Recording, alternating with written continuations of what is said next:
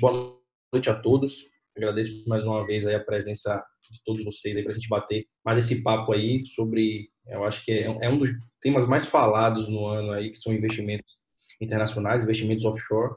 E nós trouxemos hoje aí Rodolfo Bastos, Head do Private XP US, né, que tem sede hoje em Miami, Nova York, e sede também em alguns países da Europa. Rodolfo vai falar um pouco mais no detalhe para a gente. Então, é um enorme prazer da EC estar recebendo aqui, Rodolfo, você para falar um pouco mais sobre esse tema de investimentos internacionais, tá bom? E antes de começar, eu peço só que se apresente rapidamente, apresente um pouco a estrutura para a gente iniciar esse bate-papo aqui e trocar algumas ideias.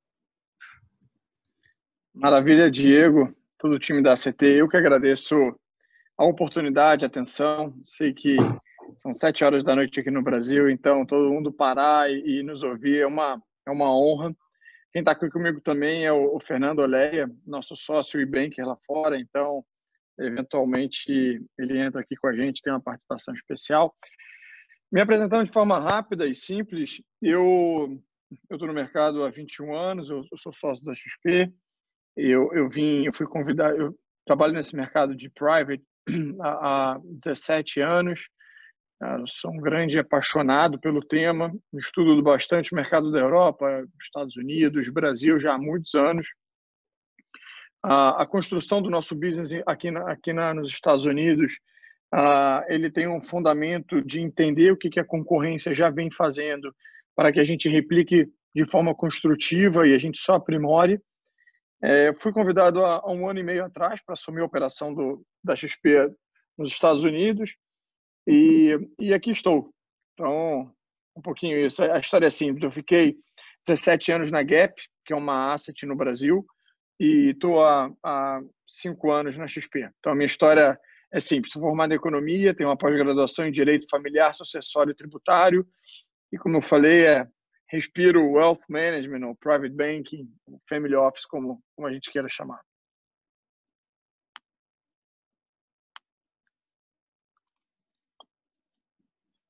Perfeito, Rodolfo. Então, assim, eu acho que dispensa apresentações, né? A gente já vem mantendo esse contato com vocês aí já tem um certo tempo, aí que te utiliza bastante o trabalho da XP hoje, da XP US, né? Tanto Miami como Nova York e outros países também, para poder compor ainda mais as soluções financeiras que a gente traz para os nossos clientes. Eu acho que é uma oportunidade para a gente estar tirando todas essas dúvidas aí, batendo um papo com o pessoal. Então, fiquem à vontade para questionar, para mandar perguntas que vocês acham que sejam pertinentes para a gente responder. A gente está à total disposição.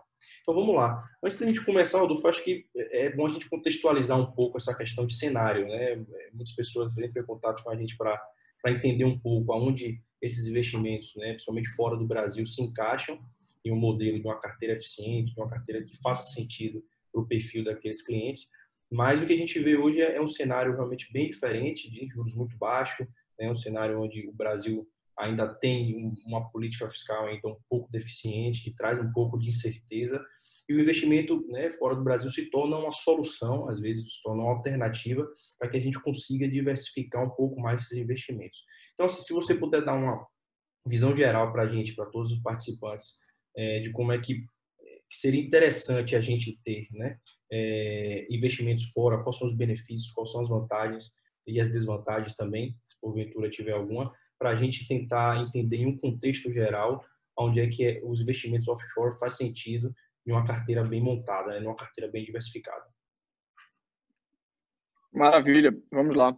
Eu vou até dar um passo atrás na sua pergunta antes de entrar direto na resposta, dizendo aonde investir, por que investir, rentabilidade.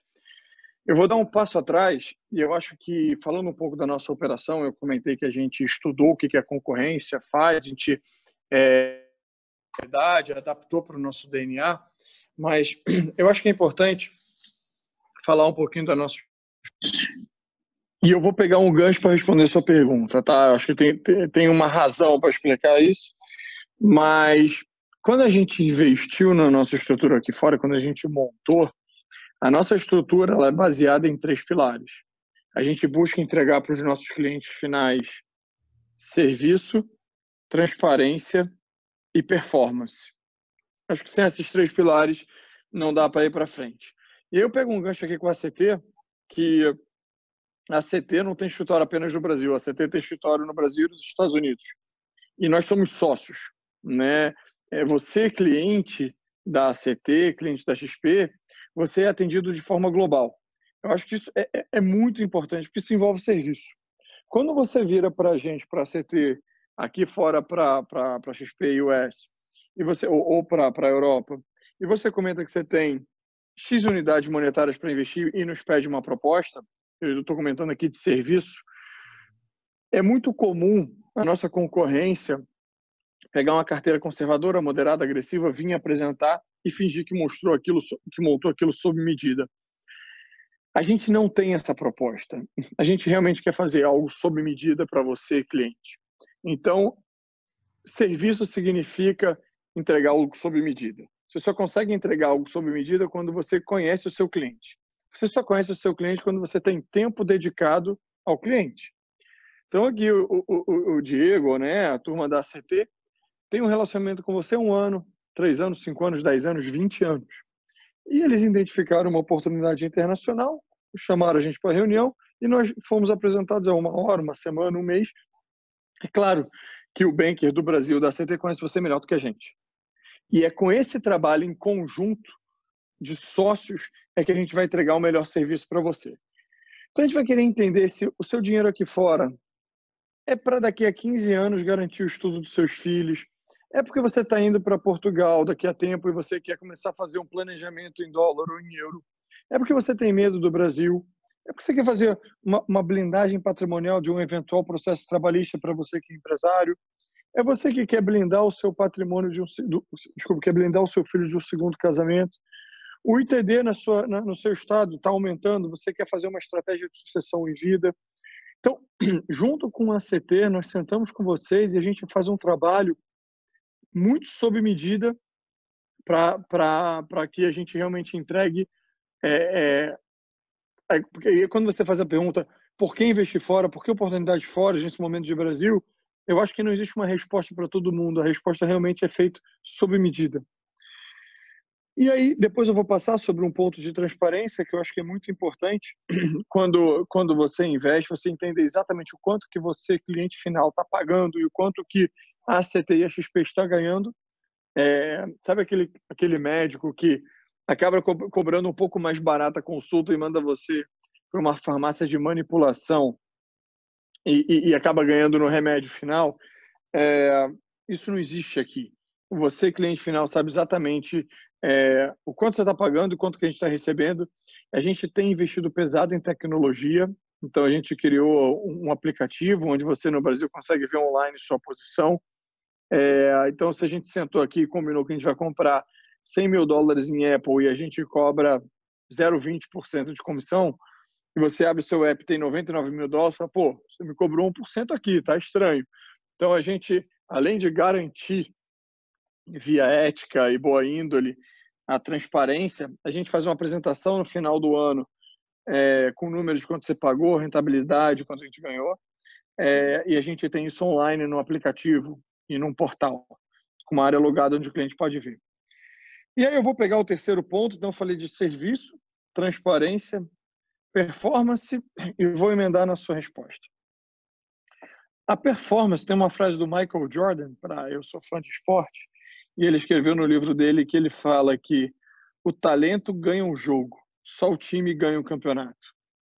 E a gente aqui na XP, na CT, a gente acredita piamente nisso, e performance para mim é um resultado de time e não de indivíduo. Acho que o Diego pode ser um excepcional profissional, ele vai entregar um mês bom.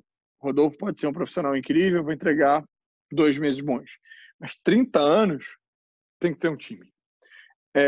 E a gente aqui, aquela frase mais batida, né? A gente está numa maratona e não numa corrida de 100 metros, mas é a mais pura verdade. A gente quer estar nos próximos 30 anos com uma bela rentabilidade e uma rentabilidade adequada ao seu perfil, a você, cliente. Eventualmente tem o rapaz mais novo, tem um perfil diferente de uma pessoa que está se aposentando, um tem preocupação com o filho, outro que não tem, então cada um é cada um e o portfólio é feito sob medida. Quando a gente fala de performance aí, Diego, eu vou pedir para você colocar a apresentação na tela, por favor.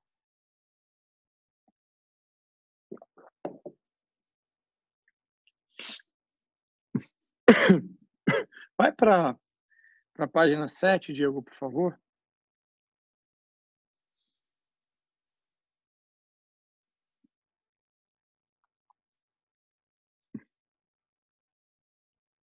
Perfeito. Aqui, você me perguntou, né? Juros baixos, tal, por que investir no Brasil? E aí, finalmente, começar a sua resposta. E vocês vão entender por que eu fiz essa introdução. Existem 3 razões para o investidor brasileiro investir fora. A primeira, do lado esquerdo aqui, em laranja, mitigação do risco fronteira cambial.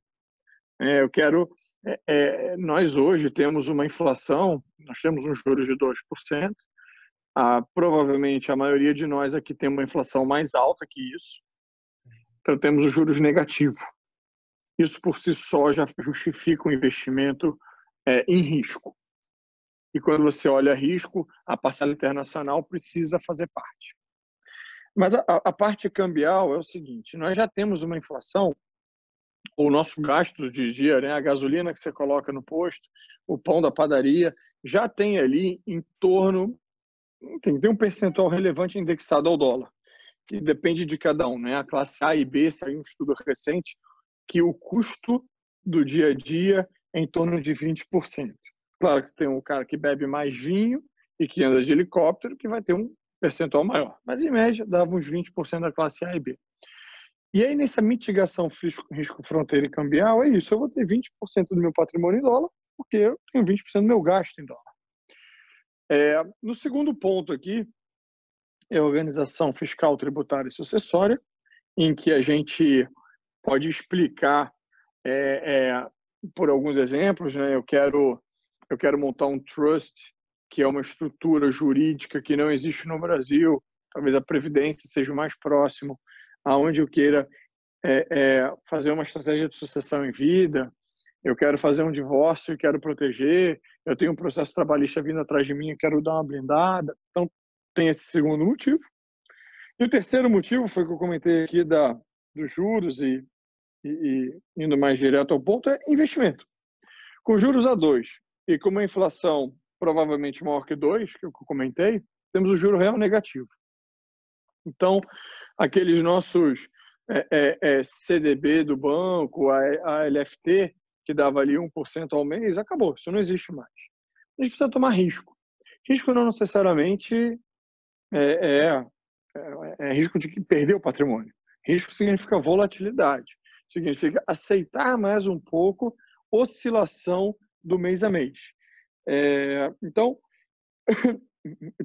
eu lembro quando nossa taxa de juros era 14%, e a Ambev, no auge dela, fazendo aquisições, compras, fez uma apresentação onde tinha uma meta de crescer 15% ao ano. Se você comprava ação da Ambev, você podia esperar em torno de um crescimento em torno de 15% ao ano. E aí você, brasileiro, residente do Brasil, que não tem medo do Brasil, tinha ali 14% todo mês relogiva, para que eu vou tomar risco em uma empresa para ganhar 15% se eu posso ganhar com segurança 14%? Não fazia sentido. E por isso que o brasileiro poupa 60%, 65%, 70% do patrimônio em renda fixa. Faz todo sentido. E o americano tem 65% do patrimônio em bolsa. Né? É o inverso. A nossa realidade hoje é diferente. O que tem de risco? Inflação, multimercados.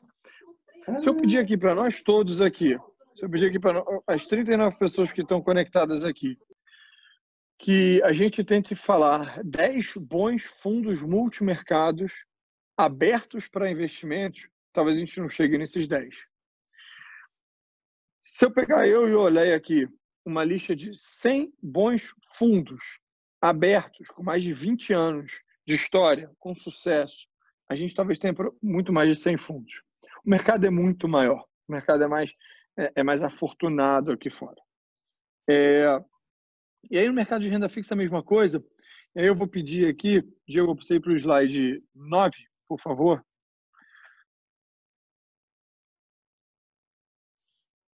Quando a gente fala do mercado de renda variável, que com certeza é uma oportunidade de risco e de volatilidade no mercado brasileiro, Se você, investidor brasileiro, tiver bolsa, apenas bolsa brasileira, olha na bola ali de futebol, laranja do lado esquerdo embaixo. Brasil, 1,34%. Isso significa o tamanho da bolsa brasileira frente às oportunidades globais. Se você tiver apenas bolsa no Brasil, você está usufruindo apenas de 1% das oportunidades que o mundo te traz. Você está deixando de olhar várias oportunidades no setor de saúde, tecnologia, de venture capital. Teve um exemplo recente, pegando um gancho aqui na minha memória. No passado recente, o petróleo estava negativo e a gente recebeu muitas ligações de como que eu posso me aproveitar desse momento.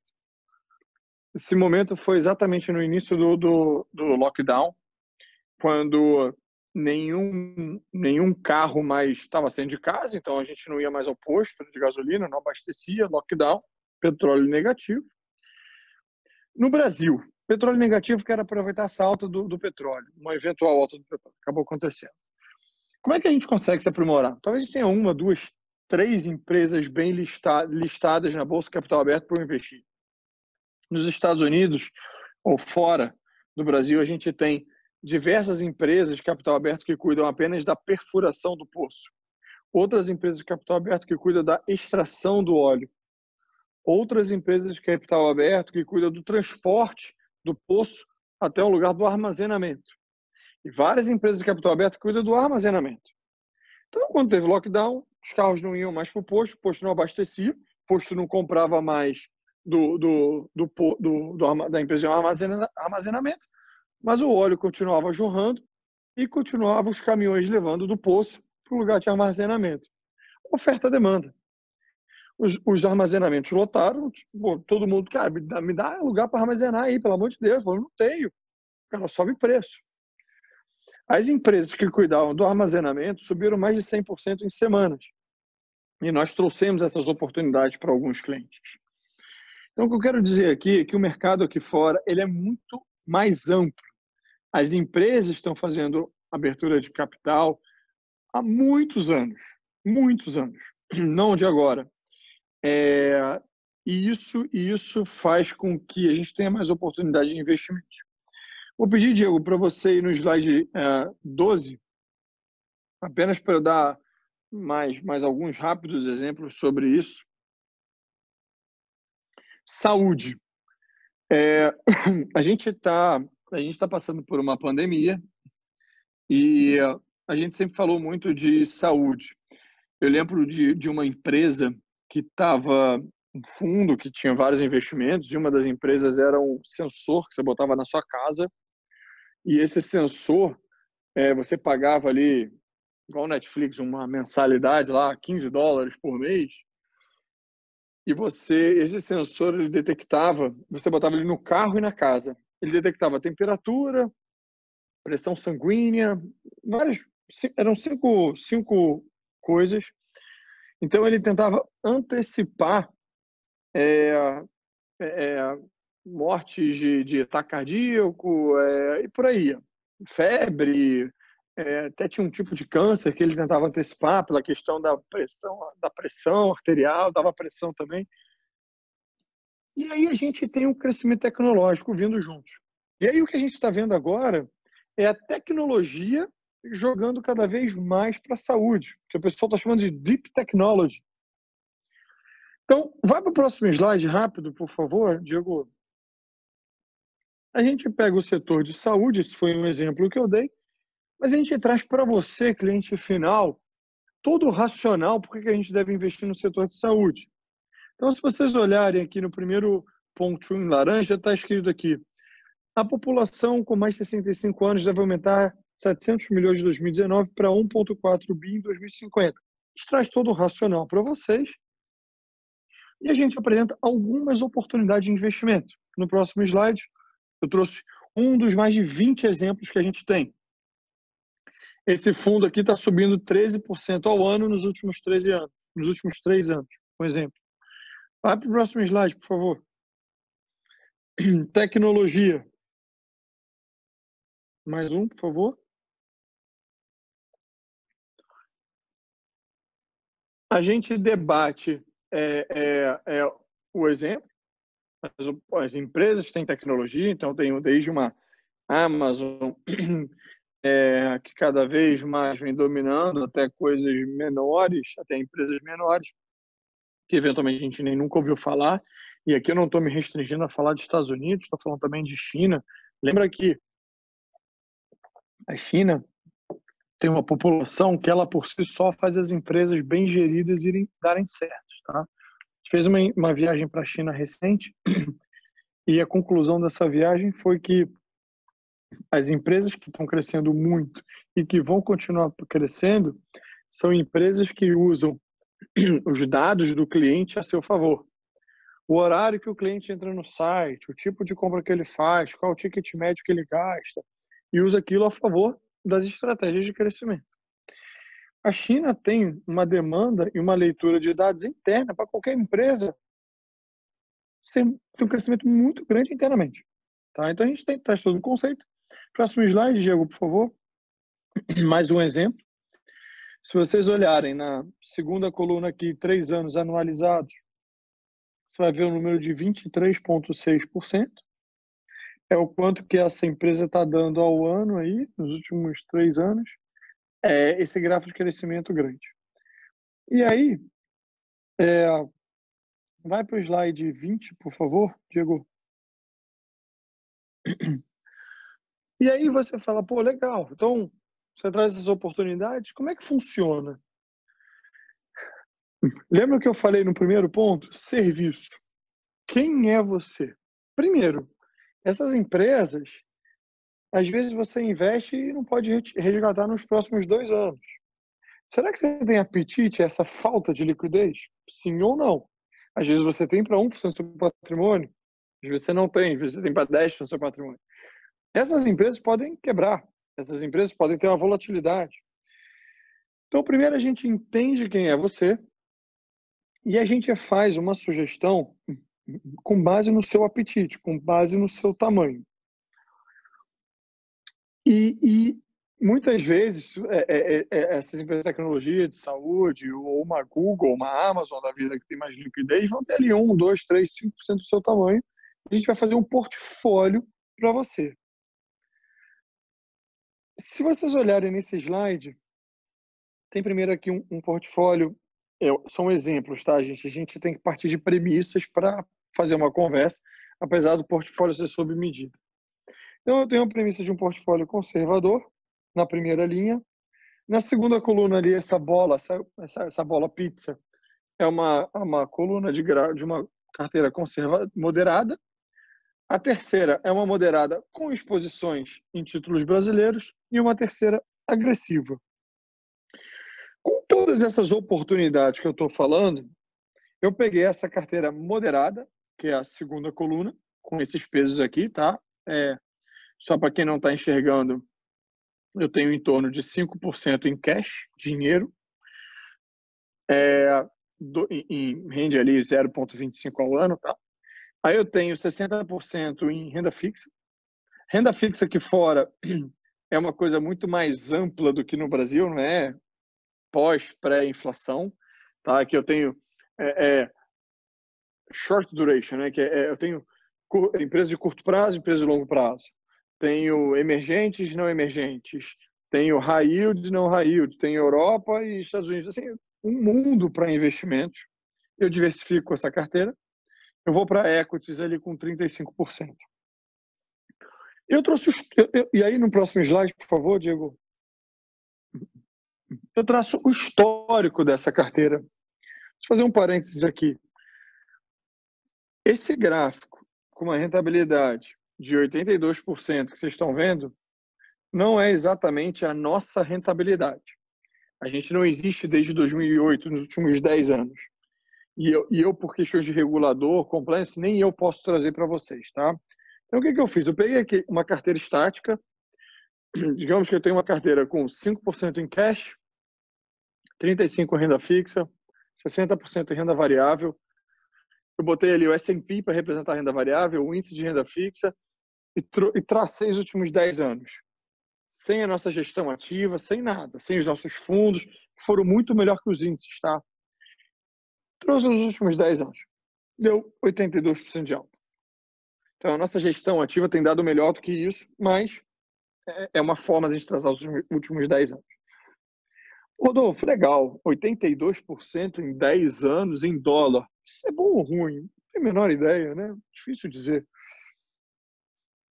Próximo slide. Gravem esse número, 82%. O que eu fiz aqui? Eu peguei aqueles 82% e trouxe para real, para comparar com o nosso CDI, com o nosso multimercado e com a nossa bolsa. É uma comparação errada, eu não gosto, mas ela é uma forma da gente tangibilizar essa resposta. Aí, pô, o que significa 82%? Ela significa essa alta aí de 424,7%. Aí você fala, porra, mas isso tem uma explicação meio óbvia, né? Em 2009 o dólar era 1 e pouco, o dólar está a 5,50, o 82 virou 424 por causa do dólar. E eu não acho que o dólar vai sair de 5 para 25, né? Não vai fazer vezes 4,5, vezes 5 de novo. E eu não acho isso mesmo, não. Não tenho a menor ideia para onde vai o dólar, mas eu acho que ele tem uma probabilidade muito maior de ficar onde está ou cair do que ir para 5 para 25. Então não vai ser igual. Mas o CDI, que é essa linha cinza escura que está dando 159%, por que ela deu 159% nos últimos 10 anos? Porque o CDI era 14% ao ano. 10 anos, 14 vezes 10, juros compostos, 159. O que é o multimercado? O multimercado é uma derivada do CDI. O multimercado, ele tem lá LFT, o que for na base. Então, é CDI ou Selic mais o ganho, ou Selic menos o prejuízo. Então, esses 193% de alta dos multimercados certamente também não vão ser, porque a Selic não é mais 14% em média ao ano.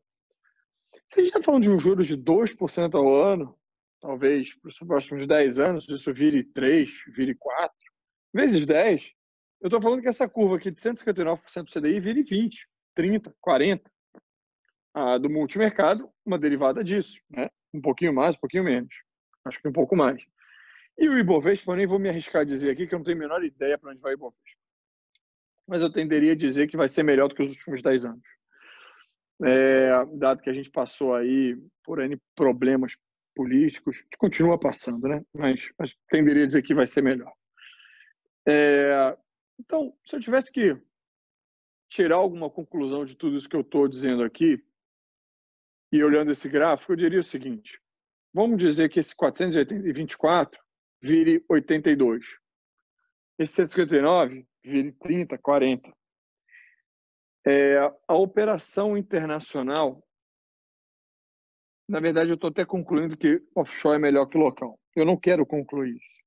O que eu quero concluir é que, lembra no início da minha fala aqui, eu comentei que você tem algumas razões para se investir fora. Mitigar risco fronteira cambial, proteção patrimonial e investimento. O que eu quero concluir aqui é que o investimento internacional faz sentido para qualquer investimento de médio e longo prazo.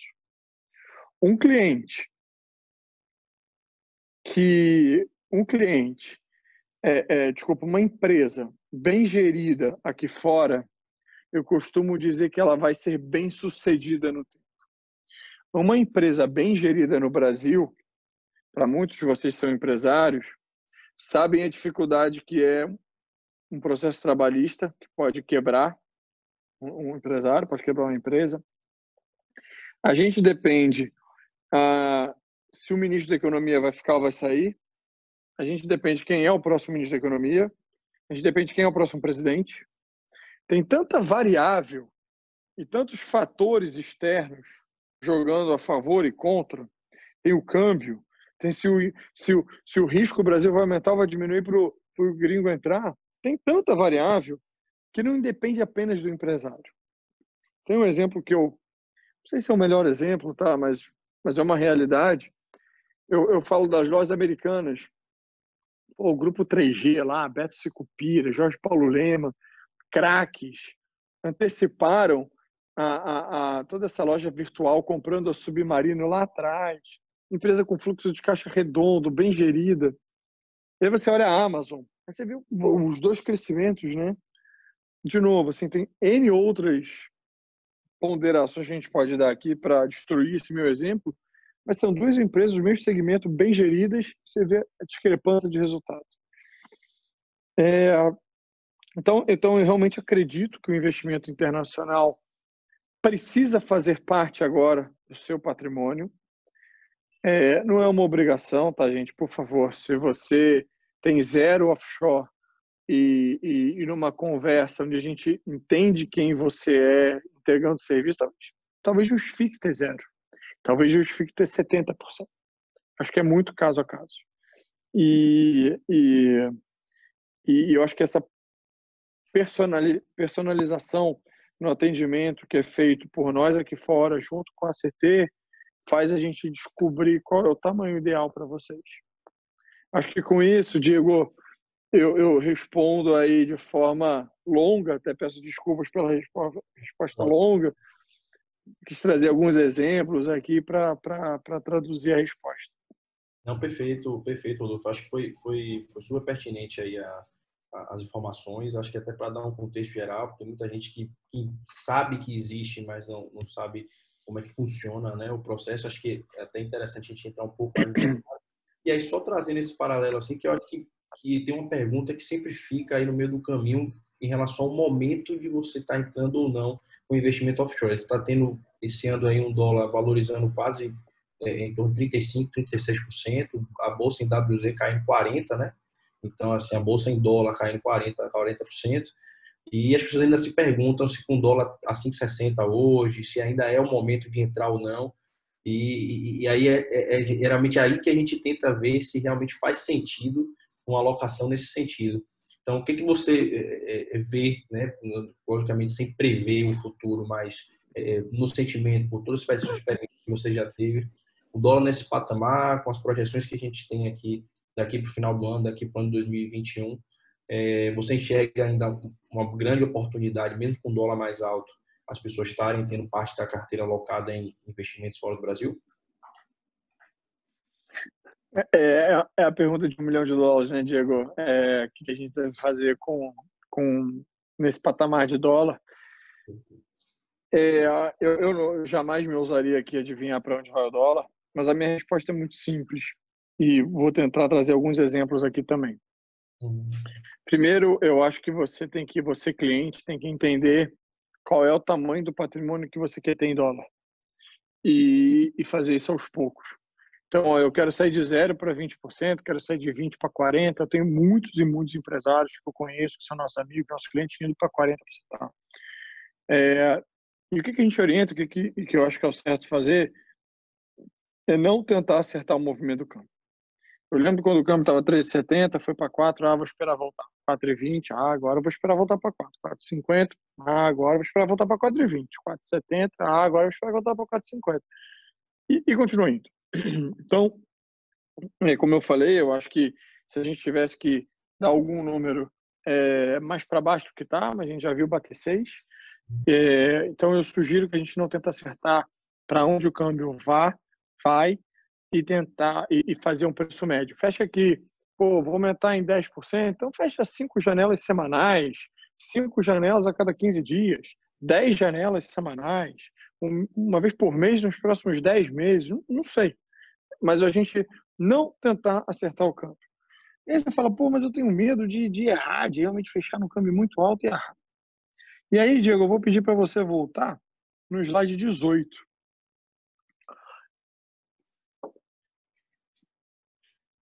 O slide 18 é como alguns índices e algumas empresas têm se comportado no ano e dos 12 meses. Se você olhar ali na financials, na primeira coluna, ele está caindo no ano 20%. Financials são bancos, JP Morgan está caindo 20 e poucos por cento na última vez que eu vi. Eu não tenho esse número atualizado. Mas lembra o seguinte, algo quando cai 50%, para voltar para o mesmo patamar, não basta subir 50%, tem que subir 100%. Tá? Então, quando eu falo que algo está com 20% de queda de onde estava antes da pandemia, não é que ele tem 20% de alta para voltar para onde estava. Ele tem muito mais do que 20% de alta. Vou falar aqui, nesse caso específico, para voltar para onde estava, em torno de 30 e poucos por cento de alta, 35% de alta. Os resultados de vários bancos foram muito bons. A gente acredita que o momento da pandemia, das incertezas, estejam fazendo com que esse índice caia. Então, se você vem para cá, digamos, e aí pegar o exemplo, o câmbio é 5,50, está um pouco mais alto hoje, mas o câmbio é 5,50, onde você acha que vai? Ah, tá bom, vamos falar 4,80. 4,80 é uma queda de 15% no câmbio, mais ou menos. Ah, então vou esperar cair para 4,80 e eu mando. Quando você esperar para cair para 4,80, provavelmente já teve uma organização global de vacina, de volta, de tudo. E esse mesmo JP Morgan, ou índice de financials, aqui de financeiras, que estava caindo 20, já subiu 40. Vou pegar um exemplo que é mais tangível aqui para a gente, e aí eu vou até chamar o Olé aqui na conversa para você me ajudar com números. Disney estava $124 a ação, se eu não me engano, antes da crise, caiu para 80, que é uma queda, né, de $40 aí, enfim, né? E hoje está quanto? Está com uma queda de quanto no ano, Léa? A Disney estava 142, 145, bateu 84, 85 e agora vem se recuperando aos poucos. A última divulgação de resultado foi bem positiva, principalmente pelas linhas digitais, né? Disney Plus, ESPN, Hulu, e já voltou para 130. Então, ainda tem um desconto, mas cai muito bem no exemplo de uma empresa de qualidade, né? O poder de recuperação que tem uma empresa de qualidade. Só pegando o gancho, quando a gente olha para o setor financeiro, você ainda tem empresas como JP Morgan, como Citibank, caindo entre 30% e 40%. Bom, vou dar um exemplo rápido. No dia que a Disney bateu 80, o dólar deveria estar... Foi o dia que o dólar bateu 6. O dólar do 6 voltou para os 5,50 ou 5,20, que foi onde bateu ali, 5, ou seja, caiu 15%. Já voltou, né? E a Disney subiu de 80 para 130. Subiu 80%.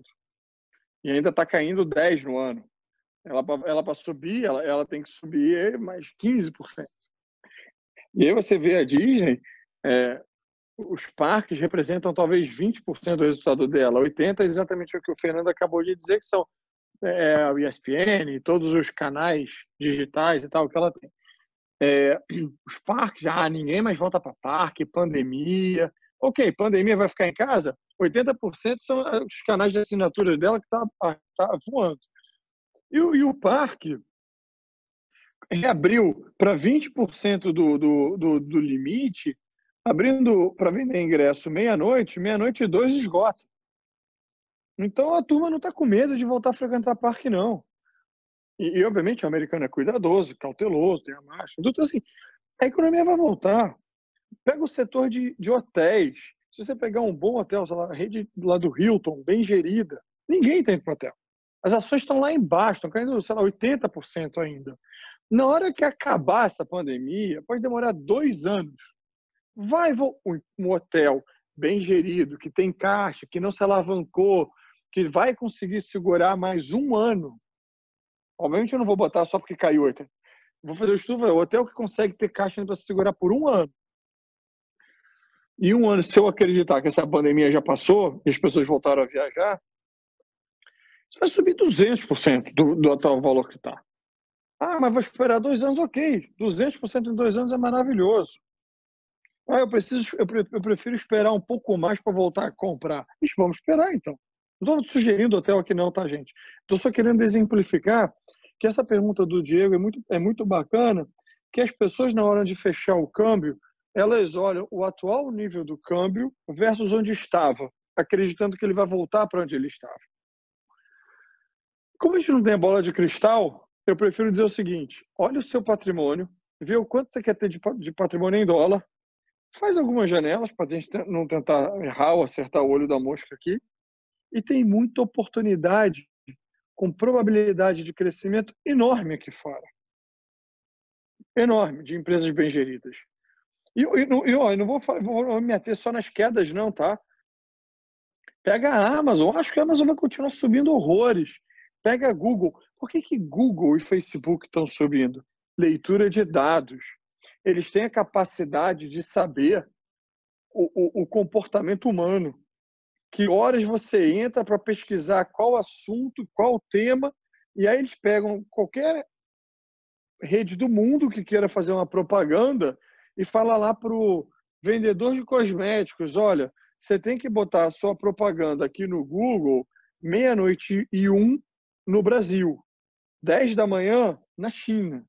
E o cara consegue fazer a propaganda de forma barata para aquele vendedor de cosméticos e que atinge um público muito maior do que colocar um anúncio de milhões no horário do Jornal Nacional, que acabou. Então, assim, e o Facebook idem. Mas eu acho que vai vir uma crise global, porque bababá, ok, a gente pode pensar o que quiser.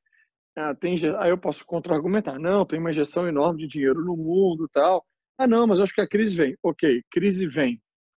Quem não tem caixa ou quem está alavancado vai quebrar.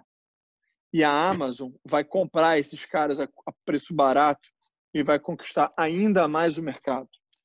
Que a ação da Amazon pode sofrer e vai sofrer em algum momento, eu não tenho a menor dúvida. Estou falando que os caras vão crescer para sempre, não.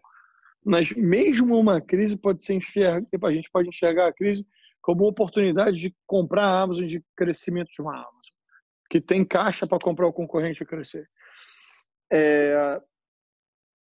A gente está investindo agora num fundo, a gente está abrindo para os nossos clientes um fundo de Deep Technology, né? Tecnologia profunda. E acho que a probabilidade de acertar e errar isso não sei nem dizer qual a probabilidade, mas é um fundo que tem 142 investidas. Então ele pulveriza o risco. Uma das investidas você vai começar a mexer o mouse. Eu estou aqui, né, Diego? Passa o slide e tal. Você mexe o slide com o seu cérebro. Não é mais com o mouse, não é mais com o dedo, não é touchscreen, é com o seu cérebro. O meu cérebro vai mudar aqui o slide. E ele mostrou isso ao vivo para a gente. Então, assim, o mundo está indo para um caminho que se você se contentar em comprar o 1% de ações no Brasil, ou os poucos fundos que o Brasil te traz, e cá entre nós, os fundos multimercados ganham dinheiro no bull market, isso é no momento de otimismo, e é comprando bolsa, vendendo dólar e apostando na queda da taxa de juros. É dessa forma que justifica 80% da rentabilidade dos fundos multimercados no Brasil há 10 anos, há 5 anos e há 15 anos. Eu acho que faz muito sentido ter parte do patrimônio fora, não só apenas para proteção cambial, não só apenas para blindagem, estratégia de patrimonial, mas para investimento. Desculpa as respostas longas, Diego, mas Perfeito. Não sei se o Olé quer me complementar. Fiquem à vontade, se o pessoal tiver dúvidas também aí, fiquem à vontade para perguntar. Eu acho que mais um ponto que eu acho que é interessante a gente deixar claro também, que eu acredito que seja interessante, Rodolfo, é que via mercado também dos Estados Unidos você tem acesso ao mundo inteiro, né? Eu acho que a gente falou muito dos Estados Unidos, falou muito das empresas americanas, mas é um mercado que é capilar, né? Então você acessa aí a maioria dos mercados mundiais, né? Então ainda tem acho que China hoje também é um dos principais players para fim de aplicação também, né? Principalmente de bolsa. Então, assim, o leque é efetivamente mundial, né? Quando a gente fala em acessar mercado, é de forma mundial. Perfeito, perfeito. Assim, tanto acessar de forma física, tá? Se você tem hoje uma conta na Europa e não nos Estados Unidos, nós temos escritórios em Lisboa, Genebra. Então, temos uma equipe de atendimento no fuso horário, tudo organizacional, e pode atendê-los de forma perfeita lá.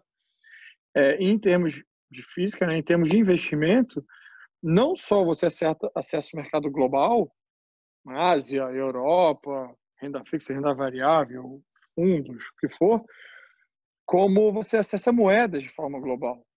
Então, tive uma conversa outro dia com um investidor enorme que se mudou para Singapura, que ele diz que a Ásia vai ser a principal potência em 2030. E ele defende isso com incidente por todas as razões dele lá. A gente, da nossa carteira dos Estados Unidos, eu posso ter a moeda da China, a moeda do Japão, bolsas lá, renda fixa lá, fundos lá. Se eu em algum momento aqui achar que o euro vai se valorizar frente ao dólar, eu posso estar exposto em euro. Pô, digamos que eu fechei um câmbio 5,60, me arrependi, quero comprar a bolsa brasileira, meu dinheiro está aí. Eu consigo daqui dos Estados Unidos ou da Europa comprar o EWZ. É um exemplo, é um índice que é a bolsa brasileira, que é o Ibovespa, em real. Então você botou seu dinheiro em real em bolsa. Assim, você pode fazer qualquer moeda e qualquer ativo global. Qualquer é exagero, mas você acessar literalmente o globo e diversas moedas. Perfeito. Assim, eu acho que a pergunta que não quer calar agora, né? A quantidade de informação foi bem grande, acho que foi bem esclarecedor. Mas assim, Rodolfo, quando a gente fala assim, no frigir dos ovos, se a gente quiser efetivamente iniciar, como é que a gente faz? Se puder falar um pouco do operacional, das premissas, um pouco para o pessoal entender, né? Como é que a gente consegue acessar esse tipo de serviço, seria interessante. Vamos lá. O nosso mínimo são $500 mil para abrir aqui conta com a gente. A gente já está fazendo um trabalho grande para eventualmente reduzir esse mínimo, mas infelizmente a gente tem um regulador aqui fora muito forte na gente e toda essa tecnologia que a gente tem no Brasil a gente não pode usar aqui fora em termos de abertura de conta digital, todas essas coisas é mais delicado. Então o nosso mínimo é esse. Você pode abrir conta em seu nome de pessoa física ou constituir uma empresa offshore e abrir. Para abrir a conta pessoa física é muito rápido, comprovante de residência, um passaporte, um documento, informações, a gente abre a conta. Você faz uma transferência ou de um dinheiro já aqui fora para uma conta que a gente vai dar, ou você fecha um câmbio que a própria XP pode fechar e mandar. É simples, é ligar para a gente, pedir para abrir uma conta, a gente coordena tudo. No caso de abrir uma empresa offshore, apesar do nome feio, não tem nenhum problema, offshore é igual abrir um CNPJ, ligar para o contador e pedir uma offshore. A gente dá todo o suporte. Para abrir uma offshore vai custar em torno de $1.500. Para abrir, em torno de $1.200, $1.500 por ano de manutenção. Então, é um custo barato. Se a gente está falando aqui de $500 mil, $1 milhão, não afeta a rentabilidade. A gente constitui essa empresa para você. A gente abre a conta dessa empresa na XP US, XP Estados Unidos. Você faz a transferência dos seus recursos para essa empresa e declara no seu imposto de renda, tudo normal. A gente ajuda com você, tudo normal. Uma vantagem de você ter uma offshore a vantagem igual de você comprar bolsa no Brasil ou aplicar em previdência. Você não tem o come cotas e o valor que você colocou no offshore o valor estático que você declara no seu imposto de renda. Eu botei lá $1 milhão, que equivale a R$5 milhões. Você vai todo ano declarar R$5 milhões. Aquilo vai valer 6, 7, 8, né, pela própria rentabilidade, mas você declara sempre 5 milhões e só paga imposto quando resgata. Esse diferimento fiscal acaba tendo um ganho muito grande na rentabilidade final. É isso. Então, foi ótimo. E eu acho que assim, também agrega também o fato de, né, se você pensar em longo prazo também, pode você efetivamente ter uma carteira fora, né? A gente fala carteira fora é ter patrimônio mesmo. Acho que na ideia não seria nem resgatar no curto prazo, nem no médio prazo. É realmente pensar efetivamente em ter algo protegido, algo mais blindado na moeda mais forte hoje do mundo, que é o dólar, né? Então, acho que isso faz parte também de um planejamento mais robusto aí para que todos tenham esse nível de proteção maior, diversificando mais seus investimentos. E só para completar, Diego e Rodolfo, tudo isso, todo esse projeto, não só de diversificação, de internacionalização, projeto fiscal, sucessório, né, de planejamento sucessório principalmente, e tudo isso feito em conjunto com a ACT, em conjunto com o assessor do Brasil, né? Então, é realmente a gente passar a enxergar o investidor como um investidor global, como uma carteira global e complementar ao trabalho que vocês já fazem no Brasil. Perfeito, perfeito. Senhores, muito bom. Não sei se tem alguma coisa mais para a gente finalizar. Eu olhei aqui no chat, não vi nenhuma pergunta. Pessoal, se tiver alguma pergunta, fiquem à vontade. Mas eu acho que foi assim, extremamente esclarecedor para a gente ter um norte aí, uma ideia de que o Brasil efetivamente é 1% do mundo. A gente, obrigatoriamente, né, não existe a necessidade de estar preso ao brasileiro. Acho que é muito mais a falta de informação, de não saber que existe essa possibilidade, essa capilaridade de acessar outros mercados, do que efetivamente, às vezes, de vontade, né? Então, foi muito bom, foi muito esclarecedor. Agradeço bastante aí. Rodolfo, fica à vontade. Se quiser dizer algumas palavras aí, por favor. Só antes de fechar, a gente tem uma pergunta. O Bruno Furtado escreveu aqui, a gente falando que tinha uma pergunta. Se ele quiser falar rapidinho, eu faço as considerações finais. Fechado, vamos nessa. Pergunta aqui. Pergunta do Bruno. Pode perguntar, Bruno. Acho que ele botou aqui no chat. Fica à vontade. Liberou o áudio aqui. Ô, Rodolfo, eu queria saber, se tu tivesse que escolher um setor para colocar como preferido na Bolsa Americana, qual seria? Hoje e num período assim, de médio e longo prazo, vai. Assim, essa resposta é caso a caso, tá? Eu tenho 40 anos, eu tenho apetite a risco e eu não preciso desse dinheiro. Eu acho que tecnologia, com certeza, não deveria ficar de fora. Mas o percentual que você vai colocar do seu patrimônio, eu acho que tecnologia e tudo que tem a leitura de dados.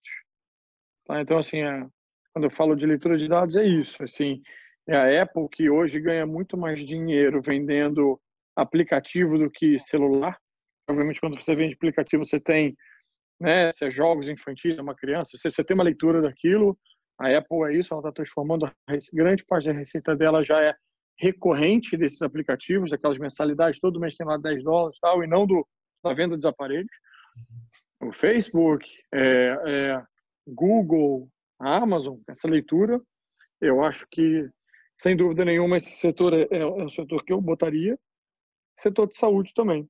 Mas, assim, você tem tantas empresas, eu falei aqui nomes das empresas mais valiosas do mundo. Você tem outras várias vindo que não são conhecidas, meios de pagamento usando tecnologia, que eu usaria. Assim, é difícil essa resposta, tá, Bruno? Na verdade, eu não tenho essa resposta. Eu diversifico meu patrimônio, eu não acho que eu tenho a capacidade de acertar o que vai acontecer, então eu não recomendo ninguém concentrar. Eu acho que se você concentrar e acertar, é meio sorte, porque o mundo está mudando muito. Então, eu realmente recomendo que você tenha alguns setores com algumas empresas e tenha uma diversificação saudável. A gente tem aqui fora uma lista de top picks, que seriam as nossas 10 principais ações recomendadas. A gente pode mandar para vocês e você usar como parâmetro para você seguir. Perfeito. Temos mais, show de bola. Temos mais uma pergunta aqui, Bruno, se ficou com alguma dúvida, pode ficar à vontade.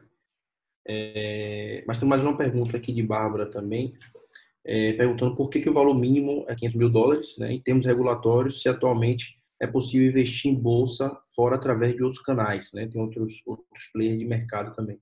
Qual a vantagem de abrir uma empresa offshore em relação ao investimento direto? Em relação à empresa offshore versus investimento direto, quando você faz o investimento direto aqui fora, todo ganho que você tem, seja trocando de um fundo pelo outro, apliquei $10 mil, tirei 11 mil, tenho $1.000 de lucro. Você tem que pagar, recolher um DARF no Brasil, recolher um carnê-leão e pagar imposto. Esse imposto não é só sobre os $1.000, como também da variação cambial. Tem um waiver ali, tem um mínimo que você não precisa declarar, tal, mas a partir daquele ganho ou daquela movimentação você já precisa pagar. Então você precisa ter ou um contador para ajudar a fazer isso. E outra, digamos que você teve um baita ganho em real porque o dólar se desvalorizou. Se o dólar depois volta, você não tem compensação. Pagou e continua pagando para frente. Então você tem uma organização para pagar imposto no Brasil via DARF e Carnê-Leão muito grande. Ou você vai ter um custo com contador, ou você vai ter uma organização que eu nunca vi ninguém ter, desculpa. Ou você compra um fundo e carrega para o resto da vida, que você tem sua organização, né? Não tem um ganho. Ou você está irregular com o fisco brasileiro. O que é muito sério e cada vez mais isso está sendo pego. Quando você tem uma empresa offshore, você bota o dinheiro lá, você pode movimentar à vontade dentro da empresa e não precisa fazer essa declaração aqui. Tá? Então, acho que você tem esse primeiro ganho. Com relação à concorrência, tem muita concorrência que está tendo exposição regulatória e uma exposição em risco que a XP não quer correr. Então, se você abre uma conta, vamos lá, tenho concorrentes meus americanos, Charles Schwab e Robinhood, para quem nunca ouviu falar, são as maiores empresas de investimento aqui fora. Você abre uma conta com $1. Vai você, não residente americano, brasileiro, clica lá, Charles Schwab, Robinhood, e tenta abrir uma conta. Você não consegue abrir. Aí você vai na Avenue e pá, abre rapidinho. Tem algo de estranho, tá? Algo estranho aí. Não, assim, é o quanto de risco uma empresa está disposta a correr. A gente é uma empresa de capital aberto, a gente quer estar em 100% de acordo com o regulador americano, e o brasileiro, infelizmente, o latino em geral, mas o brasileiro, infelizmente, não é bem visto pelo regulador americano, por conta de lava-jato, por conta de não pagamento de imposto, que as restrições para o brasileiro investir lá fora, a necessidade de documentação é muito grande. Pede-se imposto de renda, pede-se histórico, tem que ter uma ligação humana. Basicamente, assim, tentar responder de outra forma é o seguinte: uma abertura de conta lá fora precisa de uma interação humana para que eu faça um know customer. Oi, tudo bem? De onde veio seu dinheiro? Você ganhou, você trabalhou quanto tempo? Qual a empresa? Foi herança? De onde veio? Eu tenho que ter uma explicação muito clara e documentada para abrir essa conta. Quando eu tenho interação humana, eu tenho que ter um time. Então, assim, se eu tiver 10 contas de $10 mil, eu preciso ter X pessoas, a conta não fecha. A gente está trabalhando bastante para ter a tecnologia e baixar esse mínimo. Mas a gente não pretende ir para mínimos tão baixos como alguns concorrentes estão fazendo, até porque eu não recomendo você colocar mínimos baixos lá fora. E outro, assim, eu falei da Avenue, que eu conheço a turma lá, tenho um grande respeito pelo trabalho que eles estão fazendo, que é um trabalho incrível, mas você só pode, a princípio, comprar bolsa e ETF, que são esses de bolsa, e só pode na pessoa física. Está vindo a BDR para o Brasil. Você pode comprar essas ações no Brasil via BDR. Por que você vai ter que botar num dinheiro, ficar exposto ao risco do fisco brasileiro, recolher DARF,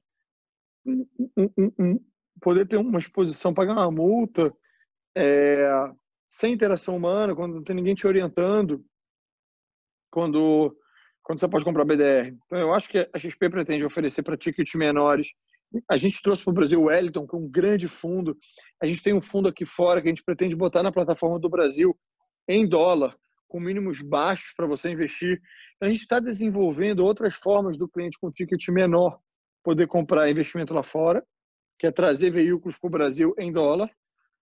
E a gente pretende reduzir sim o mínimo, mas talvez para $200 mil e não muito menos que isso.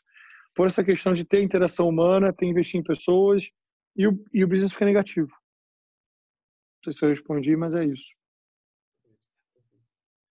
Perfeito, Rodolfo, muito bom. Temos mais uma pergunta aqui, perguntando se o offshore também seria uma ferramenta de planejamento sucessório. Com certeza. Com certeza. É um dos principais benefícios, né? Eu diria que são 3. O diferimento do imposto, a questão sucessória e a questão operacional, porque na pessoa física você tem toda a questão de Carnê-Leão, DARF, faz conta, qual foi o dólar que eu investi, qual foi o dólar que eu vendi. Então, tem um trabalho considerável aí para o investidor e para o contador.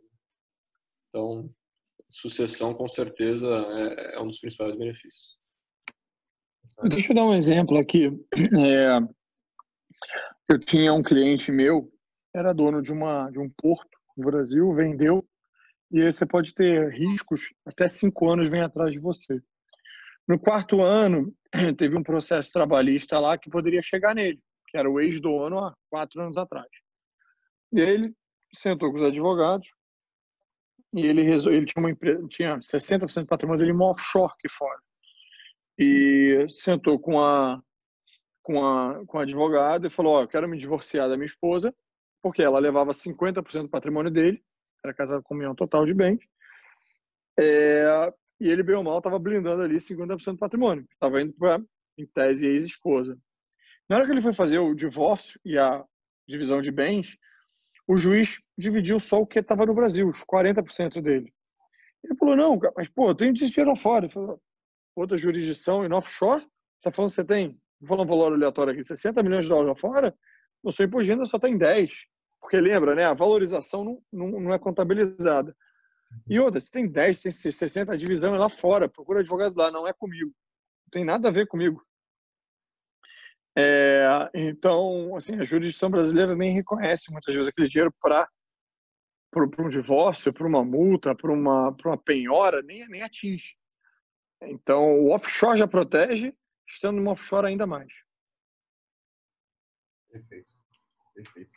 Pô, muito bom, muito bom. Eu acho que, assim, só para contextualizar, então, existe hoje até voltando um pouco só na pergunta dos canais, né? Existe hoje empresas que fazem esse trabalho, até focado mais em pessoa física, trabalho mais direcionado aí para pequenos investidores, e o foco realmente da gente é tentar focar mais no serviço, né? Focar um pouco mais na qualidade de entrega, né? Dar para aquele cliente final ali algo que realmente agregue, ele não só em termos de ferramental, mas em relação à tratativa aí, como a gente fala aqui, no tete-a-tete, né? De você estar no dia a dia com o cliente final. Então, assim, tem opções, acho que vale analisar, né, em um contexto geral, mas a gente está aqui hoje para prestar um serviço mais direto aí, mais, vamos dizer assim, feito sob medida, né? Então, pô, ficou claríssimo, acho que essas ideias agora realmente, né, refrescar um pouco mais na memória, trazer um pouco mais isso para o dia a dia, pesquisar. Eu acho que é um trabalho que tem que ser feito, né, a gente passando essas informações para nossos clientes, os clientes também buscando essas informações no próprio mercado, mas deixar aberto que existe sim essa possibilidade para a gente estar diversificando as carteiras e trazendo um resultado mais uniforme, né? Perfeito. Show de bola, senhores. Senhores, muito obrigado. Gostaria de agradecer aqui. A gente passou um pouco do nosso horário aqui, 10 minutos, mas gostaria muito de agradecer mais uma vez a vocês aí pela disponibilidade, sempre muito disponíveis aí para atender a ECT e nossos clientes. E ficamos à disposição também para o que vocês precisarem. Agradeço mais uma vez e vamos nessa. Maravilha, eu que agradeço o tempo, a atenção e o convite. Obrigado, pessoal. Prazer. Boa noite. Grande abraço. Valeu, Léa. Grande abraço. Valeu. Obrigado. E tchau, tchau.